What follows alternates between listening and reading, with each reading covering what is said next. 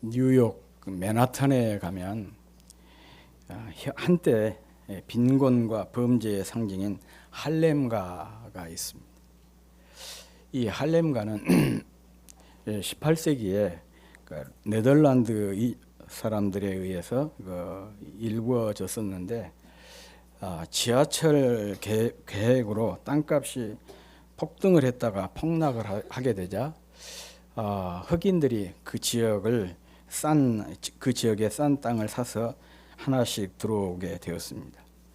주변에 이제 흑인들이 늘어나게 되니까 백인들이 흑인을 피해서 지역을 떠났어요. 심지어는 집을 버려두고 나가는 사람들도 있었습니다. 그러다 보니까 빈 집들이 많이 생기게 됐는데, 그런데 빈 집은 그대로 있는 것이 아니라 범죄의 소굴이 되었어요.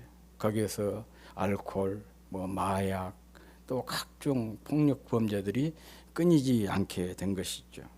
건물마다 낙서, 쓰레기, 이 무질서로 더럽고 위험한 곳이 되었습니다. 말 그대로 범죄의 소굴로 바뀌게 된 것입니다. 이렇게 할렘가가 만들어지게 된 것입니다. 그 허름한 초가집이라도 거기에 사람이 살면서 늘 관리를 하면 그 집이 유지가 됩니다. 그렇지만 아무리 좋은 집이라도 사람이 살지 않고 비워두게 되면 흉가, 폐가로 바뀌게 됩니다. 집뿐만이 아닙니다. 자동차도 그렇고 또 그릇도 그렇고 연장도 그렇고 모든 것이 다 마찬가지예요. 그대로 그냥 놔둬버리면 녹이 슬게 되고 결국은 망가지게 돼요. 땅도 마찬가지입니다. 비워두면 잡초만 무성하게 되고 결국은 쓸모없는 황무지가 되는 거예요. 사람도 그렇습니다. 놔두면 그 지혜도 지식도 재능도 은사도 사라지게 돼요. 우리가 늘 근육도 사용을 하니까 그러지, 사용하지 않으면 근육도 사라지게 되잖아요. 건강도 마찬가지예요. 그래서 사람의 마음도 비워두게 되면 문제가 생기기 마련입니다. 오늘 본문은 예수님께서 말을 못하게 하는 귀신을 쫓아내신 사건을 두고 시비를 건 사람들과 논쟁을 하시고 그 결론으로 주신 비유의 말씀이 오늘 본문입니다. 예수님께서 귀신이 들려서 말을 못하는 사람이 있었어요. 그래서 그 사람 말을 못하게 하는 귀신을 주님께서 쫓아내 주니까 이제 언어가 회복이 되었습니다. 모두가 다 박수칠 일이고 칭찬할 일인데, 그래도 또 그런 중에는 삐뚤어지게 바라본 사람들이 있지 않습니까? 그런 사람들이 주님께 그렇게 비난을 한 거예요. 예수님이 귀신의 왕 바알세불에게 사로잡혀가지고 이렇게 귀신을 쫓아낸 것이다. 예수님의 하신 일을 이렇게 폄훼하게 된 것이죠. 이런 그들과 이렇게 논쟁을 하시고 결론적으로 주신 비유의 말씀이 오늘 본문이에요. 귀신이 살아서 엉망이 된 집이 있었다. 그런데 귀신조차 살 수 없을 만큼 그 집이 심각하게 망가졌다는 거예요. 그래서 귀신이 그 집을 떠났고 물 없는 곳으로 이렇게 배회를 하다가 그래도 옛날 살던 집이 좋다 싶어가지고 그 집을 찾게 됐는데 가서 보니까 집이 깨끗이 청소가 되고 수리까지 다 되었어요. 귀신도 양심이 있었던지 혼자 들어갈 수가 없어요. 그래서 지보다 더 악한 놈 7을 데리고, 7이라고 하는 건 꼭 그 7 숫자를 얘기한 거 아닙니다. 그냥 많은 귀신들을, 그 악한 귀신들을 몰고 와가지고 그 집에 들어갔다. 그랬더니 이 사람의 형편이 전보다 훨씬 더 악화가 되었다. 그런 그 말씀입니다. 이 말은 귀신이라고 하는 존재는 사람을 망가뜨리는 존재이지 고치고 회복시키는 존재가 아니라는 얘기죠. 그러니까 예수님의 사역이 귀신에 붙들려서 한 사역이 아니다. 왜냐? 예수님은 이 말 못한 사람을 고쳐서 말을 하도록 고치고 회복시킨 그런 사역 아니었겠어요? 그래서 그렇게 하신 말씀이고, 그러면서 동시에 주님의 사역을 또 주님의 은혜를 경험한 뒤에 계속해서 잘 관리하지 않으면, 양육되지 않고 그대로 방치하고 있으면 파괴적인 결과가 따라올 수 있다는 것에 대한 경고의 말씀이기도 한 것입니다. 오늘 제 설교는 바로 후자에 초점을 두고 은혜를 나누고자 합니다. 그러므로 무엇이든지 비워두지 말아야 됩니다. 청소하고 수리를 했으면 집에 사람이 살아야 됩니다. 살면서 지속적으로 관리를 해야 됩니다. 거기에 또 새로운 것들을 채워 넣기도 하고, 또 망가진 것은 버리고 또 새로운 것을 채워 넣기도 하고, 그렇지 않으면 형편이 전보다 더 나빠질 수 있다는 것입니다. 이 문제를 아주 진지하게 연구한 사람이 있습니다. 그가 누구냐 그러면 의사이면서 심리학자인 빅터 프랭클이라고 하는 사람이에요. 아마 아시는 분이 있을 수 있겠는데 워낙 유명해가지고 죽음의 수용소에서라고 하는 책을 썼던 분인데, 이분이 유태인이에요. 그래서 히틀러가 유태인들을 다 가스실에 집어넣어가지고 600만 명을 죽였지 않습니까? 그러나 이분이 강제 수용소에 갇혔는데 거기서 살아난 몇 안 되는 사람 중에 한 사람이 바로 이 빅터 프랭클입니다. 그런데 이분이 이제 심리학자로서 무엇을 연구를 했냐 그러면 의미요법, 로고테라피라 그러거든요. 의미 치료. 그것을 크게 확장시킨 그런 분야예요. 그리고 실제적으로 자기가 이렇게 포로 수용소에 갇혀 있으면서 임상적으로 자기 자신에게 그걸 적용을 했던 사람이기도 한 거예요. 이 죽음의 환경 속에서도 살아남은 사람들은 어떤 사람들이냐? 그 속에서도 무엇인가 자꾸 의미 부여를 하고 의미를 찾는 사람들은 살아나더라. 그런 얘기예요. 지난주에 제가 그 얘기했죠. 행복한 사람들은 무엇을 해도 잘 되는 사람들의 세 가지 말버릇, 그걸 소개를 했지 않습니까? 첫 번째가 뭐라 그랬죠? 어딘가 아마 방법이 있을 거야. 끝이다라고 생각하지 않고 절박한 상황 속에서도 방법이 있을 거야. 그렇게 생각한다는 것이고, 여기에도 의미가 있겠지. 그러면서 의미를 추구하고, 뭔가 여기에도 교훈이 있을 거야. 그 교훈을 찾는다는 거죠.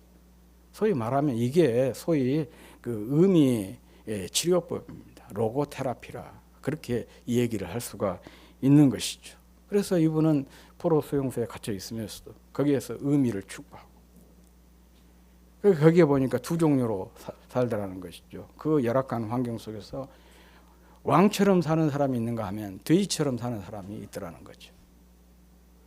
그 힘들고 어려운 상황 속에서도 계속해서 의미를 추구하고 교훈을 추구한 사람들은 그 환경에 좌지우지 흔들리지 않고 살아가더라는 거예요.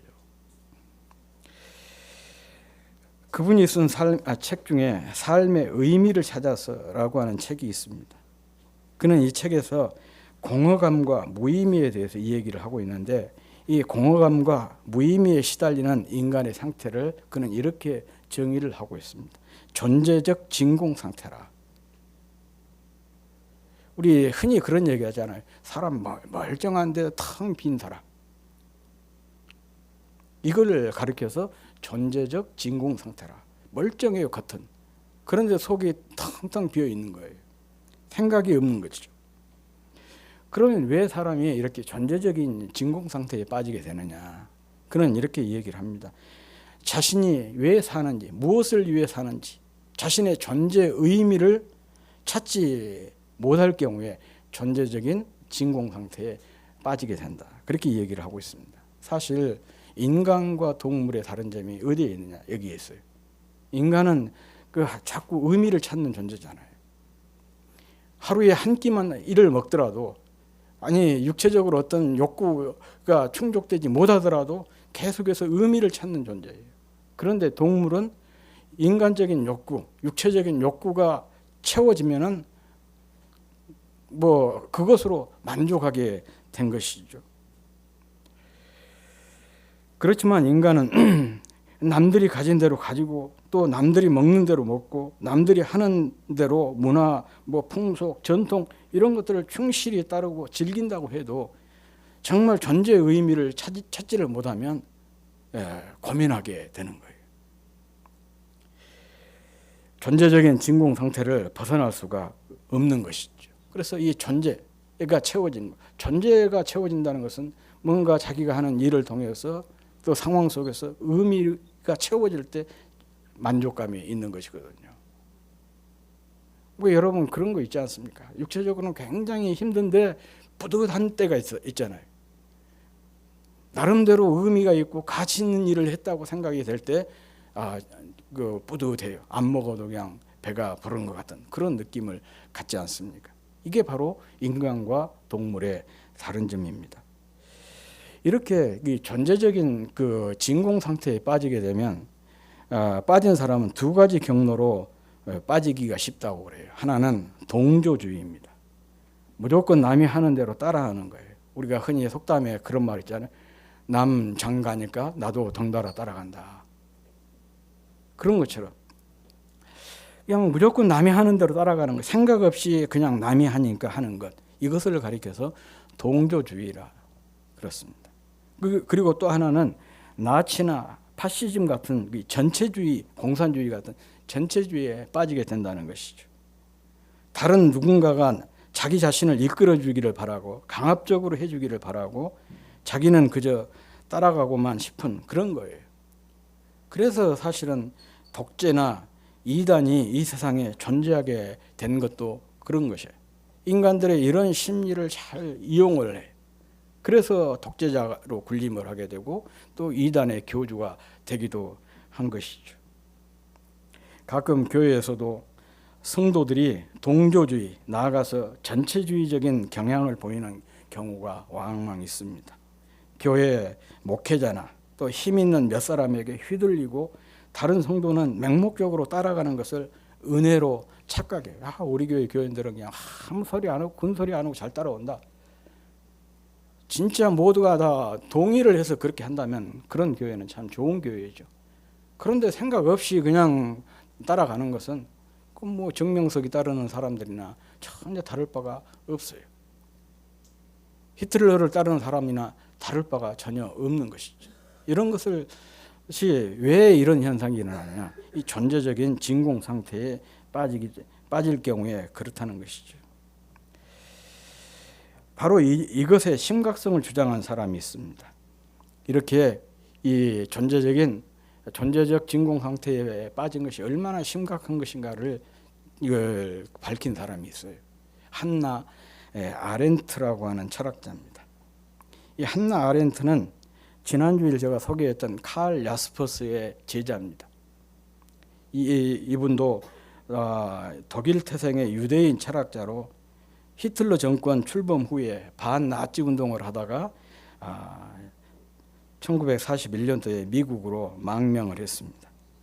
그리고 이제 2차 세계대전이 종결이 되고 또 전범자들을 이렇게 찾아서 처단하는 이제 그런 재판이 일어났지 않습니까? 그때 히틀러 1960년 나치 친위대 장교였던 이 아돌프 아이만이라고 하는 사람이었어요.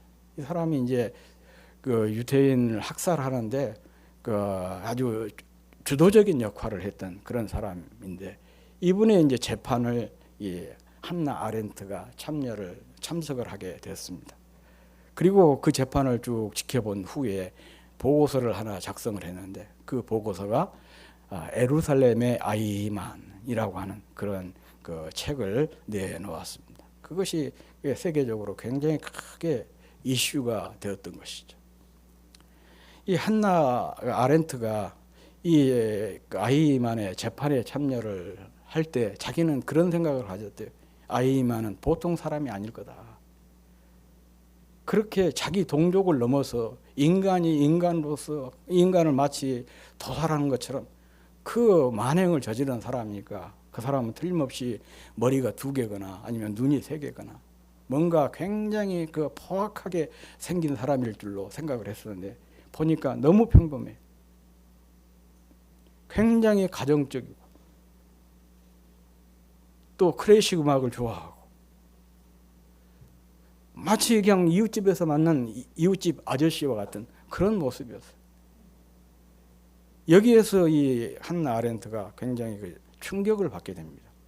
그러면서 그가 내놓은 아주 중요한 그 개념이 하나 있는데 악의 평범성이라고. 특별히 뭐 악한 일을 많이 했다고 해서 그 사람이 특별하게 한 사람이 아니고 누구든지 이렇게 아이만처럼 될 수가 있다는 것이죠. 너무 평범하더라. 그런 얘기. 그러니까 아이만 이 사람은 자기는 뭐 유대인들이 그렇게 죽고 어쩌고 그런 거에 대해서 생각을 하지 않고 공무원으로서 상부의 명령을 충실하게 이행했을 뿐이다. 그리고 그 많은 유대인들이 죽어가는데도 거기에 대해서 죄책감을 이 일말의 죄책감도 자기는 느낀 적이 없대. 아니 국가로부터 내가 그 월급을 받는 사람으로서 더 충실하게 최선을 다하지 못했다면 그것에 대해서 내가 고민을 했을지는 모르지만 자기는 자기에게 맡겨진 일을 최선을 다했다. 충실하게 했을 뿐이다. 말 그대로 그냥 기계적으로 움직인 것이죠. 이 말에 사람들을 더 분노하게 만들고 이 한나 아렌트 같은 사람은 그냥 전율을 느끼게 된 거예요. 아, 정말 악이라고 하는 것이 이렇게 무서운 것이구나. 이 사람만 그런 것이 아니고 누구든지 그런 상황에 빠지게 되면 그럴 수 있겠구나. 그게 바로 소위 말하면 이 악의 평범성입니다. 죄 누구라도 이렇게 존재적인 진공 상태에 빠지면 아이만이 될 수가 있다는 것이죠. 죄의 포로가 될 수가 있다는 것입니다. 이것이 바로 비워두면 안 되는 가장 중요한 이유인 것입니다. 어떤 사람은 특별해서 그런 것이 아니고 지금 저는 우리 사회에서 가끔 가다가 뭐 어설프게 어떤 그 중대 범죄자가 나오면 그 사람의 정신 감정을 해가지고는 뭐 사이코패스냐 그런 식으로 자꾸 이 얘기를 해요. 물론 그런 것들이 없지 않아 있을 수도 있겠지만은 그것은 일종의 면죄부를 주는 것과 같은 거예요. 물론 그런 사람들을 그런 상황으로 사람들을 몰아가고 있는 어떤 사회적인 환경이랄지 이런 것들에 대해서 같은 공동체의 일원으로서 고민을 해보는 것은 바람직한 일이겠지만은 사람은 별것 아니에요. 그런 어떤 상황에 떨어지면은 나도 그럴 수가 있다. 이게 참 특별히 우리 성도들이 가져야 될 중요한 태도인 것 같아요. 그러면 누구에 대해서 비난하거나 손가락질을 하거나 뭐 그럴 수가 없는 것이죠. 오히려 감사하게 된 거죠. 내가 그런 상황에 놓이지 않는 것이 참 감사합니다. 또 그렇게 열악한 환경이었지만 상황이었지만 내가 삐뚤어지지 않고 이렇게 이만하게 살아온 것이 참 감사하다. 그렇게 살 수 있었던 것이 주님의 은혜였다. 그런 생각을 하게 된 것이죠. 종종 저도 그런 생각을 많이 합니다. 학교 다니고 그럴 때 참 힘들었어요. 뭐 대학 다닐 때 교재도 살 수가 없었고 하루 뭐 3끼는 못 먹고 2끼씩만 먹고 뭐 그렇게 대학 생활했거든요. 옷도 마찬가지였어요. 뭐 잘하고 좋은 옷도 좋은 신발 안 신고 싶고 안 입고 싶었겠습니까? 상황이 안 되니까 군복 하나 바지 하나 가지고 뭐 사계절 하고 여름에는 반팔, 겨울에는 그 잠바 하나 그런 식으로 하고 고무신 신고 다니고 상황이 어쩔 수 없었으니까. 그런데 이제 4년 졸업을 하고 생각을 해보니까 그게 그렇게 감사했어요. 내가 잘못될 수 있는 그런 가능성, 뭐 학교 포기해버릴 하고 할 수 있는 그런 여건들이 참 많이 있었는데 그런 상황에도 내가 삐뚤어지지 않고 또 그렇게 힘들고 어렵지만 그게 공부가 뭐라고 그것을 이렇게 쭉 해왔던 것이 너무 감사했어요. 그게 제 힘으로 된 것이 아니고 주님의 힘이었죠. 은혜였죠. 그래서 제가 여호수아 1장을 읽으면서 크게 여호수아서를 읽으면서 감동을 했던 것이 그거예요. 이스라엘 백성들이 와서 딱 보니까 애굽을 출발할 때 신었던 또 옷들이 그대로 있는 거예요. 헤어지질 않고 40년 동안 광야를 한 생활 동안 신발이 떨어지지 않고 옷이 헤어지지 않는 그런 은혜를 경험을 하고 그것을 고백하는 내용이 나와요. 진짜 그게 저예였어요. 내가 이런 하나님의 은혜를 받았구나. 나 지금 대학생활 하면서 군복바지 하나 입고 여름에 반팔, 겨울에 잠바 입고 하루에 2끼씩 먹으면서 학교 다녀라. 저는 지금은 못할 것 같아요. 그런데 그때는 그렇게 다니면서도 그게 뭐 부끄럽거나 또 아니면 그것 때문에 내가 주눅이 들거나 그런 적이 없었어요. 제가 뭐 수학여행 가고 그럴 때도 검정 고무신을 신고 가고 그랬더니 그게 그냥 대학 내에 소문이 나가지고 저도 모르고 이렇게 이제 등교를 하고 있는데 조교들이 지나가다가 다 일어나가지고 저를 봤대요. 우리과 조교가 이 얘기를 하는 거예요. 우리과에 이런 학생이 있는데 고무신을 신고 학교를 다닌다. 그런데 그날따라 제가 고무신을 신었으면 박수를 받았을 건데 누가 그 싸구려 그 운동화를 하나 사줘가지고 그 놈을 신고 이제 등교를 했고, 오늘은 운동화 신었네. 그렇게 얘기를 했다고. 예, 그것이었어요. 문제는 그런 상황에 누구든지 좋지 않은 상황에 놓이게 되면은 잘못될 수가 있는 것이죠. 그런데 그 속에서도 내가 잘못되지 않고 나름대로 이렇게 지조를 열심히 살아올 수 있었던 것은 주님의 은혜였던 것이죠. 그런 고백을 하게 된 겁니다. 사실은 이런 유행가 가사가 있습니다. 내 젊음의 빈 노트에 무엇을 그려야 할까? 내 젊음의 빈 노트에 무엇을 써야만 하나? 뭐 이런 유행가 있지 않습니까? 이것은 누구나 고민해야 될 문제라고 생각합니다. 비우는 것도 중요하지만 비워진 곳에 채우는 것이 더 중요합니다. 존재적 진공 상태에 빠지지 않도록 의미 있는 것들로 채워야 한다는 것이죠. 한나 아렌트는 그것을 무엇이라고 얘기했냐? 생각이라고 그랬어요. 생각. 아이만이 자신이 행하는 일이 타인에게 어떤 영향을 미칠지 그것을 생각을 했더라면 절대로 그런 범죄에 가담하지 않았을 것이라는 것이죠. 생각 없이 그냥 상부에서 지시한 거 기계적으로 따르다 보니까 이런 끔찍한 범죄자가 되었다. 그런 얘기예요. 그래서 항상 생각을 해야 된다. 이것이 나에게 다른 사람에게 어떤 영향을 미칠지를 생각하면 이것이 바로 존재적인 진공 상태를 벗어날 수 있는 방법이다. 그렇게 한나 아렌트는 얘기를 하고 있어요. 뭐 이런 것이죠. 함부로 말을 해갖고 다른 사람에게 상처를 주거나 그런 사람들 있잖아요. 생각 없이 말을 내뱉으니까 그런 것이죠.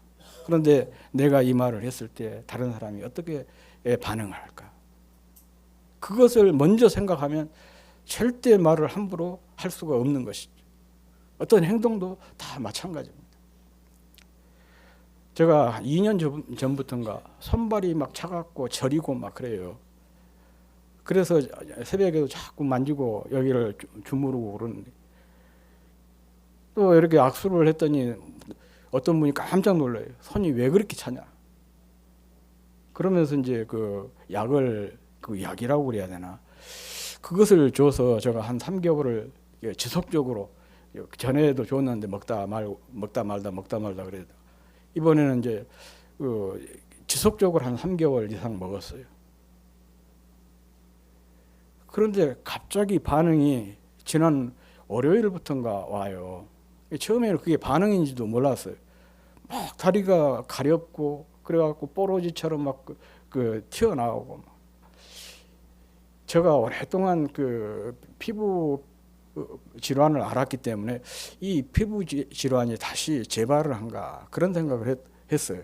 그런데 그게 아니고 약의 효과가 지금 나고 있는 것이다. 그 얘기를 하셔서 이제 연고라든지 그런 거 안 바르고 이제 그 뭐 소금물을 뿌리고 어쩌고 막 그러면서 견디고 있는데 이게 이제 어제도 상당히 심했고 오늘 아침에 너무 심한 거예요. 온몸이 그리고 막 손이 막 가렵고 막 정말 그 뭐예요? 뾰족한 것으로 막 긁고 싶은 그런 생각이 들고 심지어는 어떤 생각이 드냐? 이놈을 이제 잘라버렸으면 좋겠다. 그런 생각이 들 정도였어요. 그런데 제가 잘라버렸으면 어떻게 됐겠습니까? 큰일 나죠. 생각을 한 거예요. 아, 이게 낫는 과정이라고 하니까. 이 과정을 내가 조금만 참으면 좋아지고 회복이 된다고 하니까. 그래서 견뎌낸 거잖아요. 그래서 중요한 것이 이 생각이 중요하다. 한나 아렌트가 그 얘기를 해요. 그러면 이 존재적인 진공 상태를 벗어날 수가 있는 것이고. 그래서 이 악으로부터 내가 범죄의 자리에 빠져들지 않게 된다는 그런 얘기를 하고 있습니다. 사실 모든 종교가 공통적으로 강조하는 것이 있습니다. 그게 뭐냐? 비우는 것이에요. 막 그러죠. 불교에서도 비워라 그러고, 뭐 일반 다른 그 마음 공부를 한 데라랄지 뭐 그 수련원 같은 데서 다 그러잖아요. 우리 기독교도 비움을 강조합니다. 예를 들어서 자기 부인, 또 자기 부정, 낮아짐 이런 것들이 다 비움과 관련된 그런 표현들이죠. 그런데 우리 기독교에서는 교회 비움 그 자체의 목적이 있는 것이 아니에요. 채움을 전제로 한 비움이에요. 이게 우리 기독교의 굉장히 중요한 특징입니다. 똑같은 용어를 얘기하고 있지만은 다른 그 단체들과 다른 점이 그거예요. 자유를 다 얘기하잖아요. 자유. 그런데 다른 데서 얘기한 자유는 무엇으로부터의 자유예요. 압제나 빈곤이나 질병이나 이런 것으로부터의 자유. From the freedom이에요. 그런데 우리 기독교는 이 from the freedom이 아니고 for freedom이에요. 무엇을 위한 자유예요. 하나님을 섬기기 위한 자유죠. 하나님께 예배하기 위한 자유인 것처럼 똑같은 자유 개념이지만 우리 기독교가 얘기한 자유와 일반 세상이 이야기한 자유가 다 이렇게 다른 것처럼 비움도 마찬가지입니다. 다른 데서도 다 비움을 얘기해요. 그러지만 우리 기독교에서의 비움은 채움을 전제로 한 그런 비움인 것입니다. 오늘 본문 또한 중요한 교훈이 바로 이것입니다. 그저 청소하고 수리해서 비워두지 말고 의미 있는 새로운 것으로 채우라는 것이죠. 결론적으로 말을 하자면 이런 거예요. 세속적이고 마귀적인 육신의 정욕, 안목의 정욕, 이생의 자랑과 같은 정과 욕심을 비워내고 거룩하고 경건한 것, 하나님이 기뻐하는 것, 주님이 기뻐하는 것들로 비워낸 그 자리에 채워 넣어라. 그런 얘기입니다. 그런데 이 새로운 것으로 채워 넣기 위해서는 뭐가 바뀌어야 되냐? 주인이 바뀌어야 되는 거예요. 결국 이 말은 그러니까 뭔가를 새로 비워두지 말고 채우라는 것은 결국 주님을 주인으로 주인된 삶을 살아라. 주님의 말씀이 주도하는 삶을 살아라. 그런 의미가 되는 거예요. 예를 들어서 그러지 않습니까? 채움의 내용을 결정짓는 것은 누구예요? 주인이에요. 화가가 주인인 사람은 집안에 주로 무엇을 많이 채우겠습니까? 많은 그림들을 채울 거예요. 골동품 수집하는 사람이 그 주인이라면 골동품들로 그 집이 채워지게 될 겁니다. 또 야한 것을 좋아하는 사람은 그런 것들로 또 채워지고, 영화 좋아하는 사람들은 막 영화와 관련된 그런 것들로 채워지고 그럴 거예요. 경건한 믿음의 사람들은 그 집에 경건한 것, 그림도 그렇고 책들도 그렇고 그런 것으로 채워질 수밖에 없는 것이죠. 그래서 채움을 결정하는 것은 바로 주인인 것이죠. 우리가 집을 청소하고 수리하는 이유는 그 집에 살기 위해서입니다. 주님께서 우리에게 은혜를 베푸셔서 우리 마음을 청소하고 수리하심도 주님께서 우리 마음을 성전 삼아 살기 위한 것입니다. 주님의 은혜를 입은 우리는 우리 마음에 주님을 주인으로 모시고 받은 은혜대로 주님을 섬겨야 됩니다. 주님이 기뻐하시는 것들을 우리 마음에 채워가야 된다. 그런 얘기입니다. 그런 것들이 무엇이겠습니까? 감사로 채우는 것이고 늘 기도로 채우는 것이고 말씀으로 채우는 것이고 예배로 채우는 것이고 또 찬양으로 채우는 것이고 헌신과 희생과 봉사와 섬김 이런 것들로 채워가는 것이죠.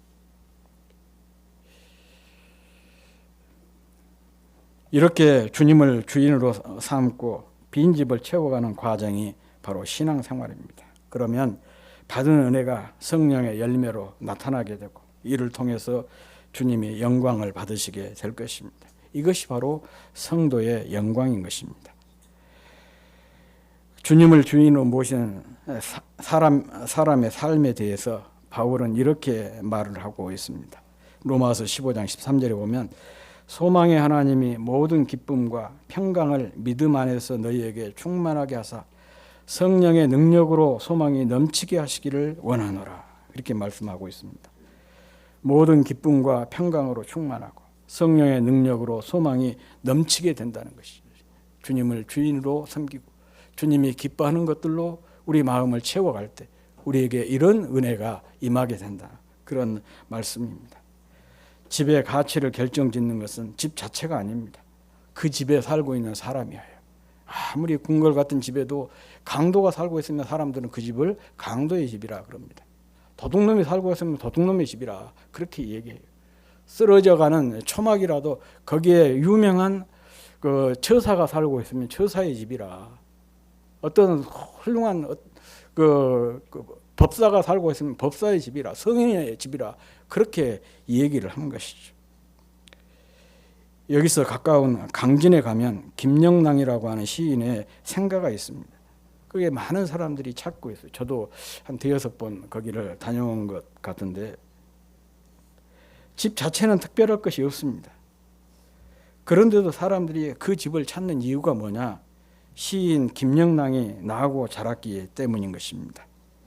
우리 인생을 결정짓는 것도 내 자신이 아니라 나의 마음에 누구를 주인으로 모시고 사느냐, 여기에 따라서 나에 대한 평가, 나에 대한 의미, 나에 대한 가치가 달라지게 되는 것입니다. 건강한 신앙생활은 내가 주인인 삶을 모두 비워내고 주님을 주인으로 섬기면서 주님이 기뻐하는 것들로 채워가는 것입니다. 그러면 모든 기쁨과 평강으로 충만하고 성령의 능력으로 소망이 넘치게 될 것입니다. 내면에 충만한 행복의 절정을 경험하는 삶을 살게 될 것입니다. 잠시도 우리의 마음을 비워두지 말고 주님을 주인으로 섬기는 인생, 주님의 말씀에 초점을 두고 주님께만 집중하는 인생, 그리하여 모든 기쁨과 평강으로 충만하고 성령의 능력으로 소망이 넘치는 삶이 되시기를 주의 이름으로 축복합니다. 내면에 충만한 행복의 절정을 경험하는 삶이 되시기를 다시 한번 주의 이름으로 축원합니다.